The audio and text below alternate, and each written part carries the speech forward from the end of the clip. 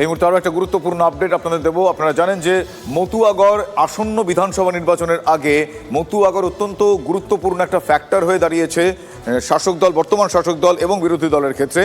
আজ মতুয়াগড়ের শুভেন্দু অধিকারী সেখানে দুপুর 1টায় আজ বনগাঁতে সভা রয়েছে বিরোধী দলনেতার। তার আগে পরিবর্তন সংকল্প যাত্রা রয়েছে, সেখানে হাঁটবেন তিনি। বনগাঁ RS ক্লাব ময়দানে মতুয়াদের মহাধর্ম সম্মেলনে উপস্থিত থাকবেন শুভেন্দু অধিকারী। ঢাক বাজিয়ে মতুয়াদের আহ্বান জানাচ্ছেন বনগাঁ উত্তরের বিধায়ক অশোক কীর্তনিয়া। সেই ছবি আপনাদের এই মুহূর্তে দেখাচ্ছি। আজ দুপুর 1টায় সভা রয়েছে মতুয়াগড়ে শুভেন্দু অধিকারী। আজ দুপুর 1টায় বনগাঁয় তার সভা রয়েছে। তার আগে পরিবর্তন সংকল্প যাত্রা করবেন তিনি। বনগাঁ RS ক্লাব ময়দানে মতুয়াদের মহাধর্ম সম্মেলনে উপস্থিত থাকবেন শুভেন্দু অধিকারী। আমার সহকর্মী দীপঙ্কর এই মুহূর্তে রয়েছেন আমার সঙ্গে সরাসরি মতুয়াগড় থেকে। দীপঙ্কর, শুভেন্দু অধিকারী সেখানে আজকে সভা করবেন, পাশাপাশি মতুয়াদের কি বার্তা দেন সেদিকে অবশ্যই নজর থাকছে, কারণ মতুয়া ভোট ব্যাংক এবার অত্যন্ত গুরুত্বপূর্ণ এবং মতুয়াদের এই মুহূর্তে অবস্থান সেটাও গুরুত্বপূর্ণ। এই মুহূর্তে সেখানকার পরিস্থিতিটা কীরকমভাবে প্রস্তুতি পর্ব চলছে, তারা কি বলছেন? দেখো, একদমই শুরুতে তোমায় দেখায় মতুয়া ধর্ম মহাসম্মেলন। এই সম্মেলন অশোক কীর্তনিয়া বনগাঁ উত্তরের বিধায়ক, তার নেতৃত্বে হচ্ছে। মূলত মতুয়া ধর্মাবলম্বী যে সমস্ত মানুষজন তারা এসছেন, এখানে রয়েছেন উপস্থিত অশোক কীর্তনিয়া। তার সঙ্গে একটু কথা বলার চেষ্টা করব যে আজকে এই শুভেন্দু অধিকারীর যে কর্মসূচি, এই কর্মসূচিতে সামনে তো 26-এর নির্বাচন, সেটাও তো একটা বিষয়।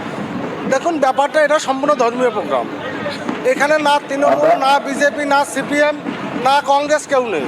এটা মতুয়া প্রোগ্রাম। শুভেন্দু অধিকারী আসছেন, তিনি মতুয়া হিতৈষী। মতুয়াদের কিসে ভালো মন্দ হয় তার জন্য সেই বার্তা দিতে এসেছে, কারণ CA/SI একটা প্রবলেম চলছে সমগ্র ভারতবর্ষ জুড়ে। আমরা চাবো মতুয়াদের পক্ষ থেকে শুভেন্দু অধিকারী মতুয়া এবং উদ্বাস্তু সমাজের জন্য বরাবর যে ভালো কাজটা করেন এবং আগামীতে আরও কী করে ভালো কাজ করতে হয় যার জন্য তারাকে মতুয়ারা আমন্ত্রণ করেছেন। অনেক মতুয়াদের নাম আনম্যাপড হয়ে রয়েছে, তারা তো সমস্যায় রয়েছে, সেই সমস্যার সমাধানও তো একটা বিষয়। দেখুন, আমি বারবার বলেছি, বিগত দিনে আমাদের স্বরাষ্ট্রমন্ত্রী বলেছেন, শান্তনু ঠাকুর বলেছেন, শুভেন্দু অধিকারী, শ্রমিক ভট্টাচার্য, অশোক কীর্তনিয়া, আমরা প্রত্যেকে বলি যারা আনম্যাপড আছেন তারা CA-তে অ্যাপ্লিকেশন করুন।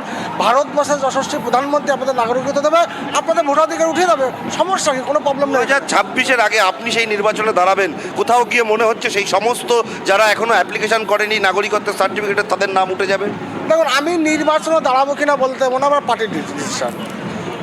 আমার দৃঢ় বিশ্বাস এখনও যে টাইম আছে, যেভাবে CA-তে চটজলদি সার্টিফিকেট দেওয়া আছে, আগামী যদি কোনো কারোর ভোট কাটা যায় তাহলে সে 6 নম্বর ফর্ম ফিল আপ করে তার ভোটাধিকার ভোট তুলতে হবে, ভোটাধিকার প্রয়োগ করতে হবে। বুঝতে পারছো, সেটা যেমন রয়েছে, তার সঙ্গে একটু ভক্তদের দেখানোর চেষ্টা করবো। মতুয়া ভক্তরা দূর দূরান্ত থেকে প্রচুর মানুষ এসছেন, এই মানুষজন এসছেন, এটা যেমন আছে, তার পাশাপাশি অশোক কীর্তনিয়ার নেতৃত্বে প্রচুর কম্বল বিতরণও কিন্তু আছে। যেহেতু ধর্মীয় অনুষ্ঠান, এই ধর্মীয় অনুষ্ঠানে প্রচুর কম্বল। দীপঙ্কর, তাদের সঙ্গে যদি একটু কথা বলা যায়, তারা এই সময় দাঁড়িয়ে আজকে সম্মেলন থেকে তারা কি আশা করছেন বা কি ভাবছেন আগামী, যদি একটু তাদের প্রতিক্রিয়া পরপর পাওয়া যেতে পারে। দেখো, সাধারণ মতুয়া যারা, তাদের সাথে একটু কথা বলার চেষ্টা করব। আপনারা কেন এসছেন, কি চাই? আমরা এসছি অশোকদা আমাদের এই বাগদাবলাকে দাঁড়িয়েছে, তার শুভেচ্ছা দিতে এসেছি, তার অনুগত হয়ে আমরা সবাই এসেছি। নাগরিকত্বের সার্টিফিকেট তুলেছেন আপনারা? হ্যাঁ, নাগরিকত্বের সার্টিফিকেট আছে? আছে, হ্যাঁ আছে।